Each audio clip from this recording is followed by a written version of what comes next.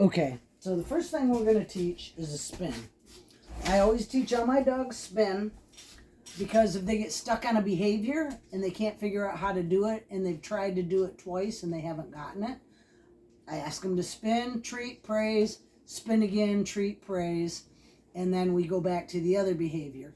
If you keep asking a dog to do something and they're not catching on and they're not getting treated, they won't wanna learn because they get frustrated. They know you're getting frustrated.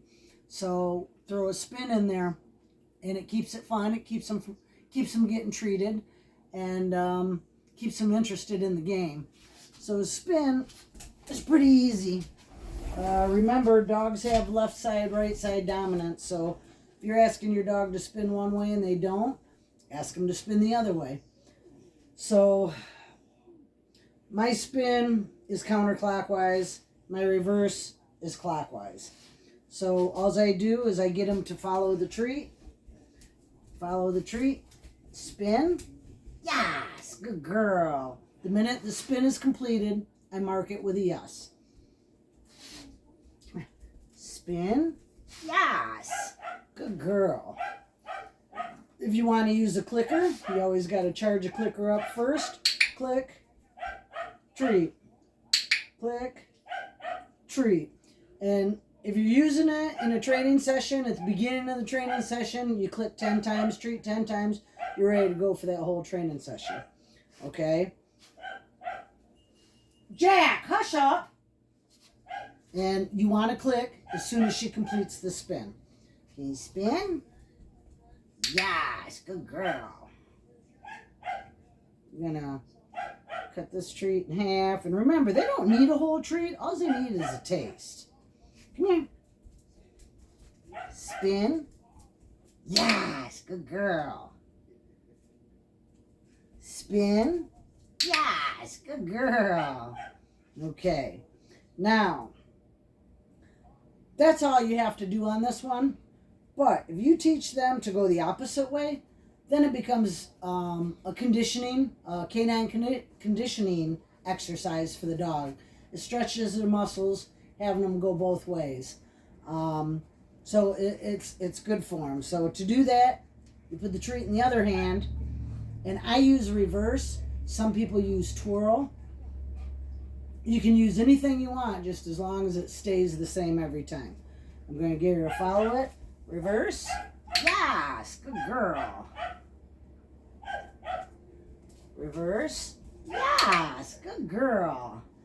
Like I say, as soon as she completes the trick or the spin, she gets the treat. Good girl, Summer. Reverse. Yes, good girl. Put the treat in this hand. Spin. Yes, good girl. Reverse. Yes, good girl.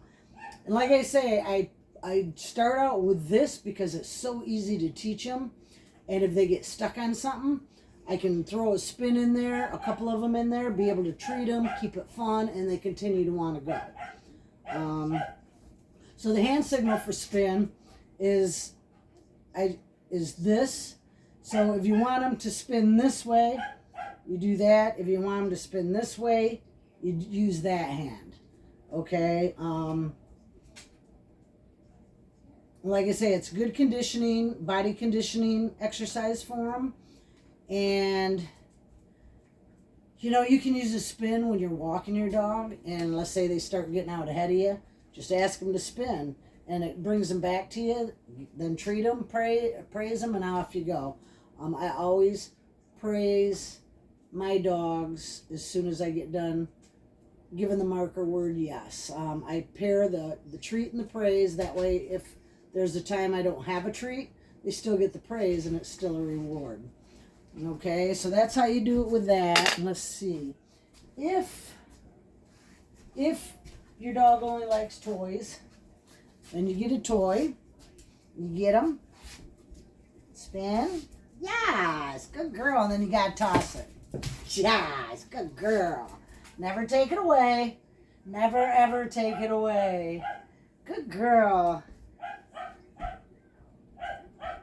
Good girl. To get it. To get it. To get it. Get it. spin. Yes, and then I'm going to toss it. Good girl. Yay! Good girl. Good girl. Never take it away. That's why she brings it to me, is because I don't take stuff away from my dogs. I show them a treat, ask them to drop it. Even though we're not working on drop it, I start these guys as soon as they're 8 weeks old on that. Yes, good girl. So that's how you would work it with a toy. So like I say, the hand signal is spin. For him to go this way is that. For him to go this way is that. And I basically, the spin I teach basically for training. Just so if they get stuck, I have a quick, easy behavior that's fun, and they can get rewarded with a treat for it. That way they don't get frustrated because they keep trying to do something and they can't figure it out and they're not getting treated. My dogs are only allowed to try something twice.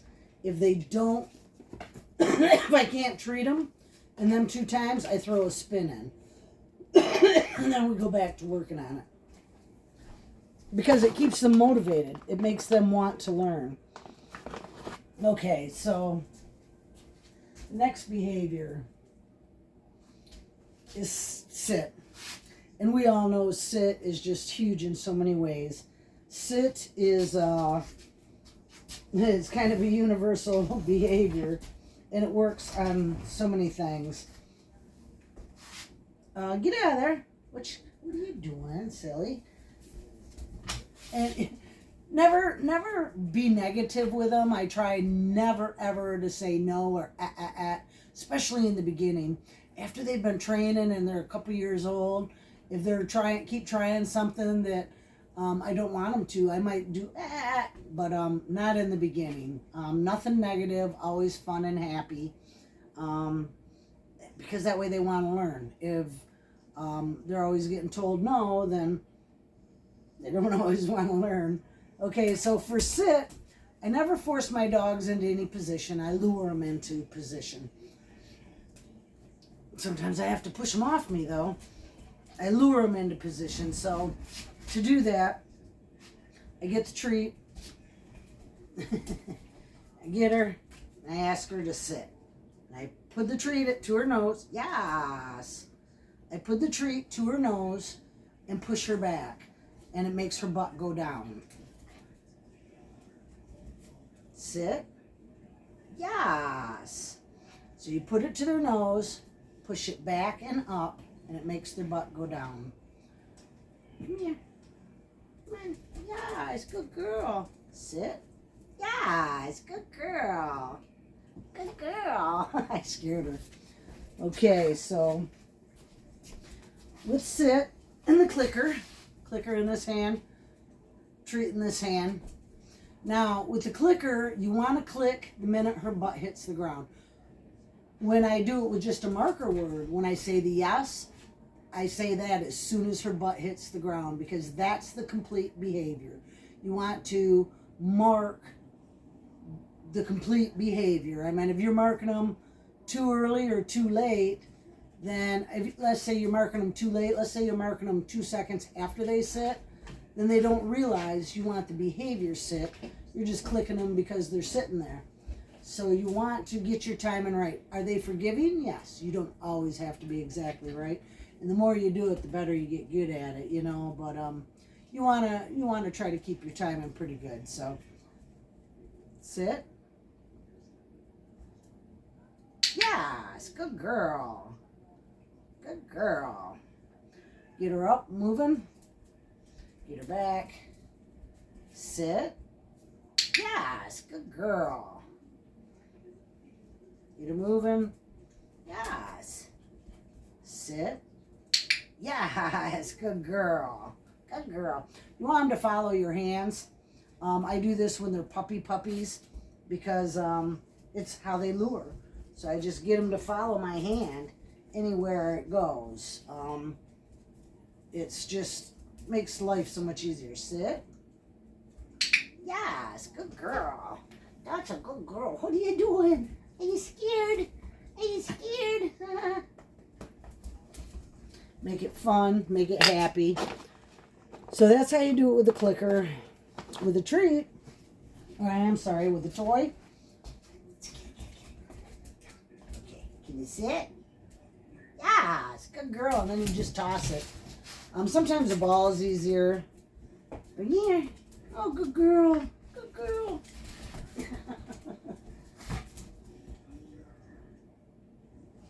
Sit. Sit. Sit. Sit. Yes. Good girl. Good girl. Yeah. That's a good girl. That's a good girl. Never, ever take it out of her mouth. Never take anything out of your dog's mouth. I mean, if it's absolutely, you have to at that moment. But you should never have nothing down on the floor that you have to, right? But if you start, when you take stuff out of their mouth, they don't bring it to you. She brings it to me because I don't never take stuff out of her mouth. Instead, come here. Instead, I toss it. I have a treat out. Drop it. Yes, good girl. Good girl. And then pick it up. And like I say, they'll bring you everything. Okay, so now you want to use sit in everyday life. You want to use it when you feed them. Oops. You want to use it when you feed them.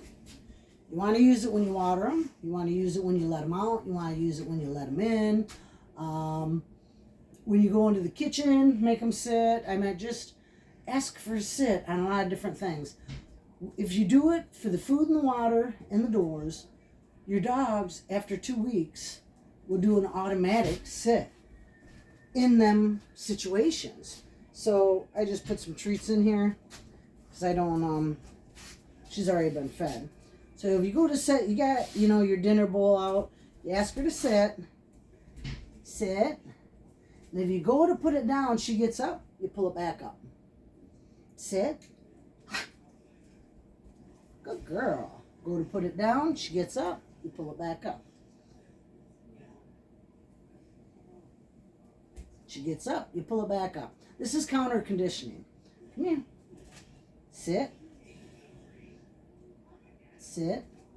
Good girl. She goes to get up, you pick her back up.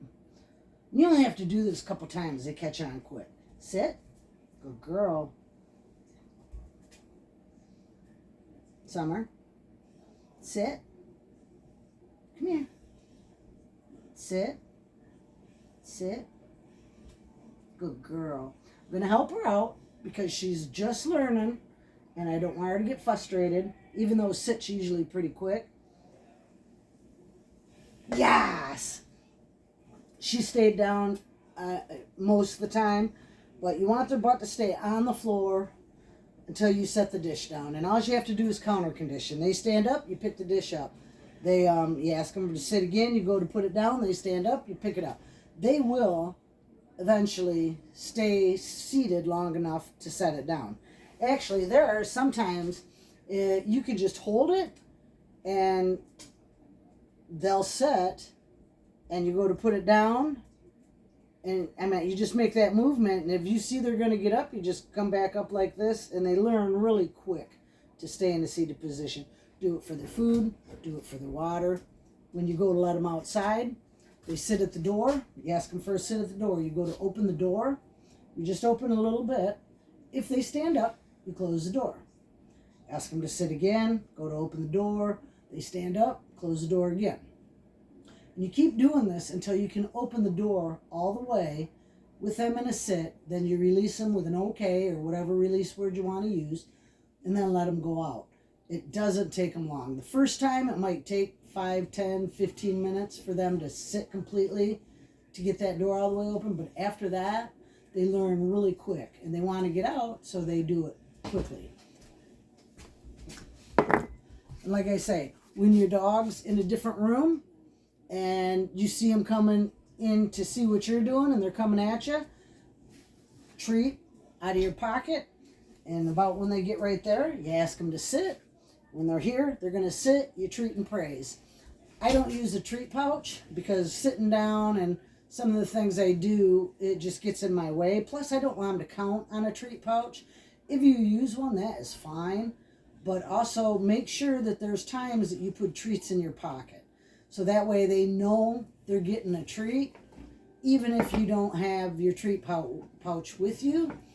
And also pairing the treat with the praise. Eventually you're going to fade out the treat, and then you still have the praise as a reward. So don't forget that neither. I always leave treats in my car. I always got some dog treats in my car. So if I forget my pouch, my treat pouch, hey, get out of there. If I forget my treat pouch, I can put them in my pocket and we're good. Come here. So the hand signal for sit. Come here. My deaf dog, I use the hand signal. It was this, which is the American Sign Language.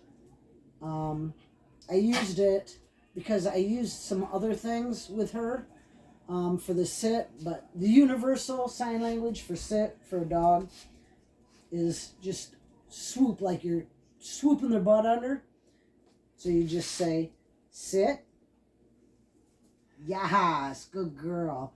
I usually wait till they have it down. So when she's doing it 90% of the time with the treat, that's when I finally add the hand signal. And they learn it really quick. Sit, down, and stay. The hand signals are really easy. The dogs learn them really quick. The other ones, you might have to do them 3, 4, 5, 6 months before they catch on. So come here. Come here. Sit.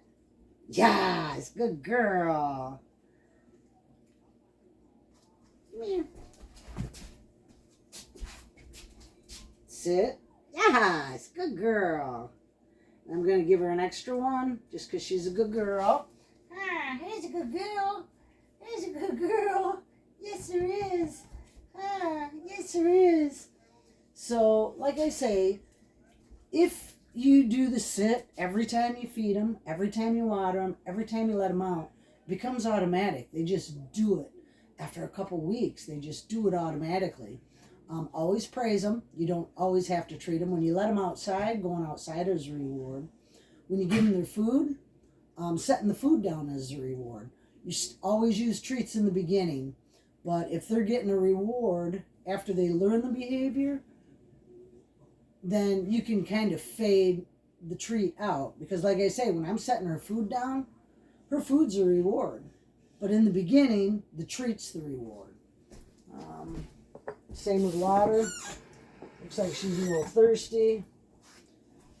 Oh yeah, I got your attention. Sit. Good girl. She got up. Bowl comes up.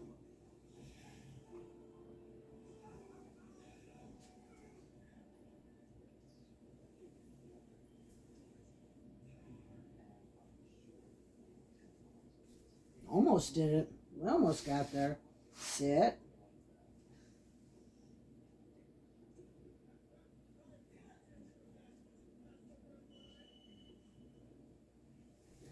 Good girl. She came up at the very end, but she's just learning, so I'm not real picky. She stayed in the sit position really well. I mean, the bowl was that far off the ground when she stood up. So I'm gonna take that. The more we do it, the more I'm gonna expect her butt to stay on the floor until the bowl is completely on the ground. But yay, Dad's a good girl. She did really well. So like I say, incorporate that into everything. When you see them coming across the house, ask them to sit before they get to you. Your hubby comes in, same thing. Your kids come in, same thing. Put some treats at the door. So when you come home or the kids come home from school, the dog comes towards you. You grab a treat before they get to you. A lot of times they're already at the door. Maybe have the treats outside the door. But the minute that you walk in and they're coming to you, you're asking for the sit. They sit. Yeah, get out of there. No, get out of there. And that way it eliminates the jumping on you when you get home. So the minute you walk in the door, you got a treat in your pocket or a treat by the door. The dog starts to come to you. They're all happy, excited. Don't use an excited voice, but don't even say a word. But when they get close to you, ask for a sit, pull out a treat, they're going to sit. You do that every time you come home, and they're automatically going to sit when you come in the house. And eventually you fade out the treats. Like I say, it eliminates the jumping. Do it with guests, do it with the family, have the family do it. It's just all around really good. Out on walks, you want them to sit before you cross any road. That teaches them not to run out into the road. So when you go for a walk, every time you get to a road, you ask them to sit.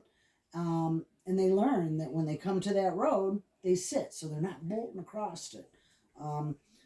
Just anywhere you can think of, incorporate it, because it's such a great behavior to know.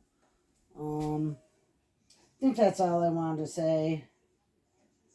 If I think of anything else, I'll put it in the notes. But that's pretty much it for this time. The spin, like I say, once you get them going both ways, that's a conditioning move. We use that in canine conditioning. It stretches their muscles going one way and then back the other. And then, like I say, sit just eliminates a lot of bad habits before they even start. If you've got a puppy, I wanted to tell you this. If you've got a little 8-week, 10-week-old puppy and they're jumping on your legs and you bend down and pick them up, you're rewarding them by picking them up for jumping on you. So you teach them to sit. And then when they come and they want attention, you ask them to sit. Then you pick them up. Then you're rewarding them for sitting. But a lot of people make that mistake because puppies are so stinking cute that they come and jump on you and you're like, yeah, and you bend over and you pick them up and you give them all kinds of loving. Don't do that. If they're jumping on you, ignore them. Teach them to sit. And then when they come up to you, you ask them to sit. And once they sit, you treat, praise, pick them up. Oh, you're carrying around that glass bowl. Oh, bad mama. Don't use glass. So I'm not going to take it away from her. Bring it here. Bring it here. Drop it. Yes, good girl.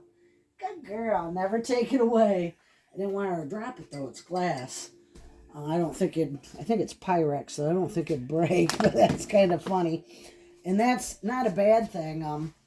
If you ever want your dog to pick things up off the floor, you want them to pick up glass. You want them to pick up tin, metal, pick up plastic, because they can pick up your credit card, pick up your keys.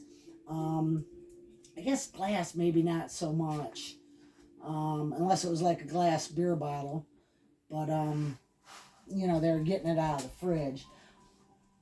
I don't usually say not too much to my dogs about picking stuff up, as long as they bring it to me. And a lot of them do that because they want the treat. So if you got any questions, throw them in the event and we can answer them for you. Happy training.